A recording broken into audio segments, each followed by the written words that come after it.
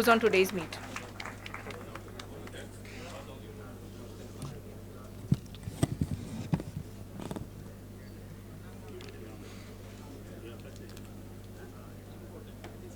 आज के इस हमारे विभाग के पहले समर समिट में आप सभी का महात्मा गांधी जी की पुण्य भूमि में, सरदार साहब की पुण्य भूमि में और मोदी जी की पुण्य भूमि में तहे दिल से स्वागत करते हुए मुझे बहुत ही गर्व हो रहा है। सम्मानित मंच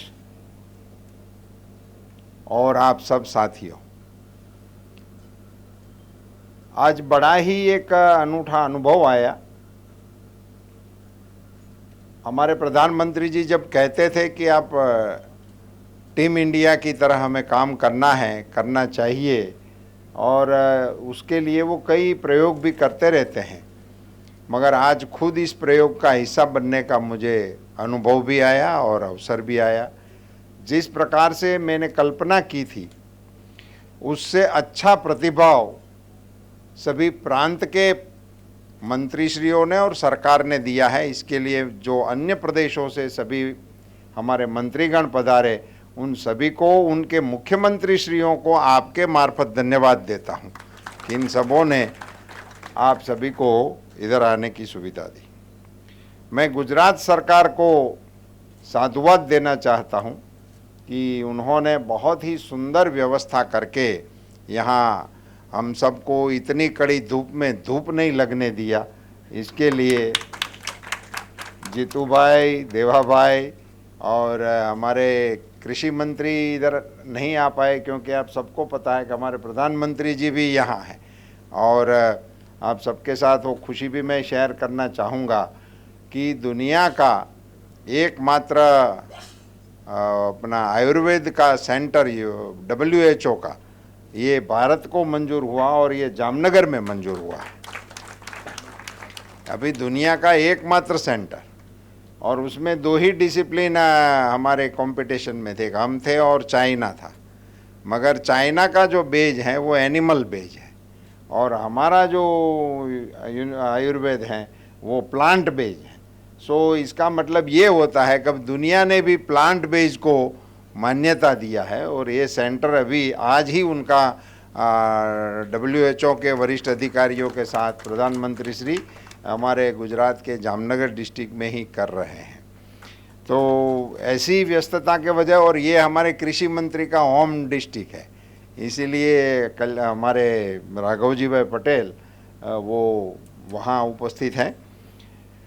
हमारे सचिव भी हमारे प्रधानमंत्री जी के एक और डेयरी का कार्यक्रम है बनास डेयरी में, तो वहीं पे वो गए हैं।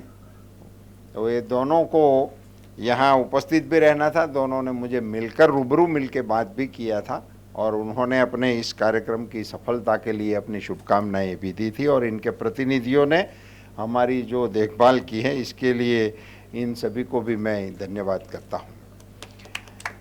मेरे विभाग के अधिकारियों ने जिस प्रकार से यहाँ अपनी बातें रखी, अपनी योजनाओं के बारे में अवगत कराया, बहुत ही अच्छी तरह से हमारे विभागों की, जो हमारे विभाग की योजनाएं हैं कैसे होंगी, क्या होगा, कैसे होगा, ये सारा बहुत सही तरीके से यहाँ प्रेजेंट भी किया, और कार्यक्रम को ऑर्गेनाइज करने का अपना अनुभव और इन सारी चीज़ों का बहुत ही अच्छी तरह से आयोजन किया। इसके लिए हमारे दोनों सचिव श्री चतुर्वेदी जी और स्वयं जी और उनकी पूरी टीम को भी मैं धन्यवाद देना चाहता हूँ। ये शायद परंपरा बन जाएगी। अभी हम मानते हैं कि अभी आप लोगों ने जो अपने विभाग की समस्याएं कही, अपने राज्यों की समस्याएं कही, अपनी ज़रूरतें भी बताई, आपने अपनी योजनाओं में आपके राज्य में जो दिक्कतें हो रही हैं वो भी आपने बताई हैं। सारी चीज़ों का हम कॉग्निजेंस लेंगे और उसका अपनी योजनाओं में भी रिफ्लेक्शन करेंगे। जो भी इसमें आवश्यक होगा वो सारा सुधार करके, क्योंकि आखिर में हमें और तुम्हें मिलके आगे बढ़ना है और हमें और तुम्हें मिलके देश को आगे बढ़ाना है। इसी उद्देश्य से हम मिले हैं। तो उसी में इन सभी योजनाओं का हम समावेश करेंगे।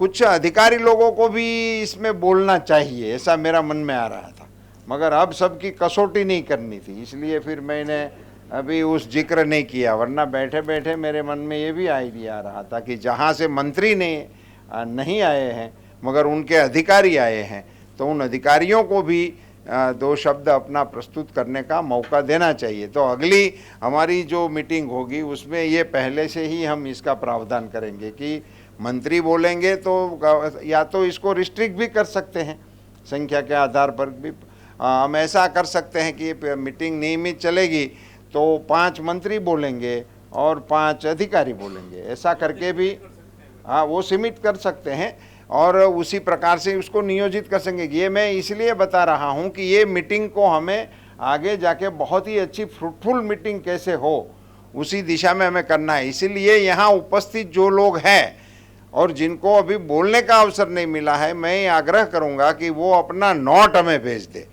ताकि उसी से आगे की मीटिंग में उसका भी कॉग्निजेंस लिया जा सके।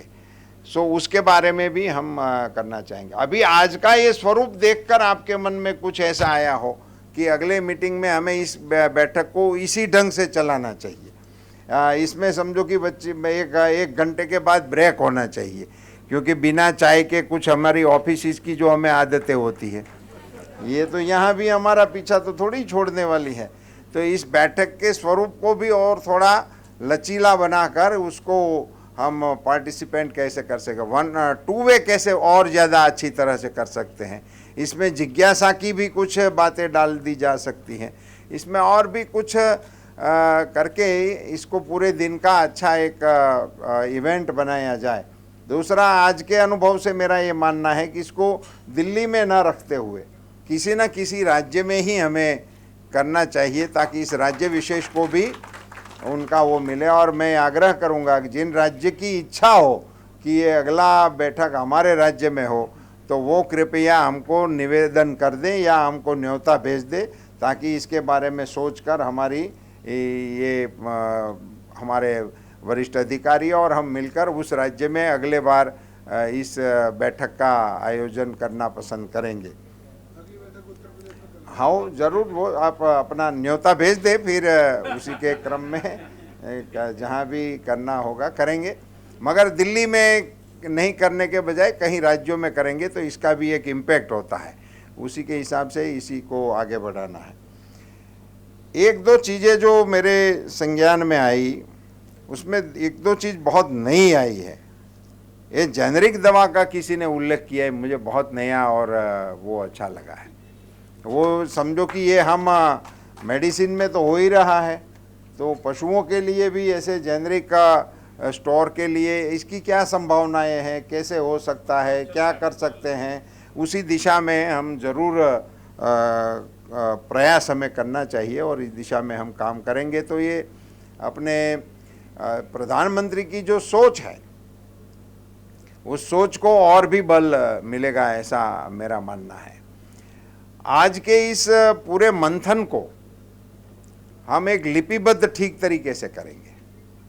ये जिन्होंने मैंने कुछ लिखा है और जिन सज्जनों ने लिखा हो और कहीं पे कुछ रिकॉर्ड हुआ हो तो उन सारी चीज़ों को ठीक से मॉडरेट करके इनको सही तरीके से एक बार लिपिबद्ध कर लिया जाए और उसी के आधार पर फिर अपने को आगे की रणनीति में कोई बदलाव करना है नहीं करना है तो ये अपनी टीम के सामने, छोटी टीम के सामने एक बार इन विषयों को भी रखा जाना चाहिए।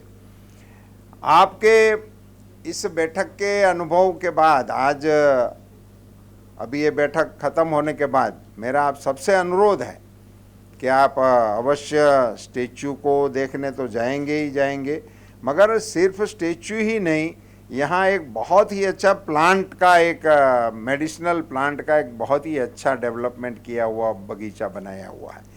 उसमें एक ऐसी कृति है, पूरा मानव शरीर बनाया गया है और उस पूरे शरीर में जिस प्लांट से जिसको अच्छी पोषण मिलती है वही प्लांट उसी पार्ट में लगाया हुआ है। समझो कि अपना सर है तो सर में वही प्लांट लगे हुए हैं जो खाने से आपके मस्तिष्क को मदद मिलती है, आपकी मेघा को मदद मिलती है। आपके हड्डियों को जो चाहिए वो हड्डी पे लगाया हुआ है, आपके पाँव के लिए जो चाहिए वो प्लांट पाँव में लगाया हुआ है। ऐसी एक अद्भुत कृति इधर है, वो आप लोगों को अवश्य देखना चाहिए। और एक बर्ड सेंचुरी बहुत बढ़िया बनी है, मैं कहीं घुमा हूँ मगर ऐसी अच्छी बर्ड सेंचुरी कहीं पे देखी नहीं है। और यहाँ इनके लिए गाइड्स भी हैं और उनकी व्यवस्थाएं भी हैं, उनका आप सबको और बेनिफिट लेना चाहिए। आप इतनी दूरी तक आए हैं और सरदार साहब के चरण स्पर्श करने के बाद, इनको देखने के बाद यदि आपको सुविधा है और कहीं पे जाना है तो मेरी ऑफिस है और राज्य सरकार के भी हमारे बंदे इधर हैं, उनसे आप मिलके उनमें आप उनकी सहायता भी ले सकते हैं। मैं मानता हूं कि आप सबको यहाँ रहने का और देखने का और खाने पीने में कोई असुविधा रही हो तो उसको थोड़ा बड़े राष्ट्रीय काम के लिए हम इकट्ठे हुए थे ऐसा मानकर आप इसको दरगुजर कर दें, और अच्छा कुछ लगा हो तो मेरी गुजरात सरकार को धन्यवाद दे दें। आप सबको बहुत बहुत साधुवाद, आप सबका बहुत बहुत शुक्रिया। पुनश्च हमारे सभी राज्यों से आए हुए सभी हमारे मंत्रीगण को मैं धन्यवाद देता हूं, और आप सभी के माध्यम से आपके मुख्यमंत्रियों को मेरी ओर से बधाई और शुक्रिया देना। बहुत बहुत धन्यवाद।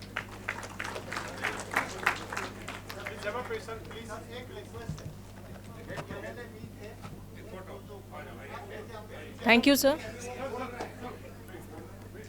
We would now like to present memento to our worthy guest on the dais. I request Shri Atul Chaturvedi, sir, Secretary, Animal Husbandry and Dairying, Government of India, to present memento to Shri Purushottam Rupala, sir.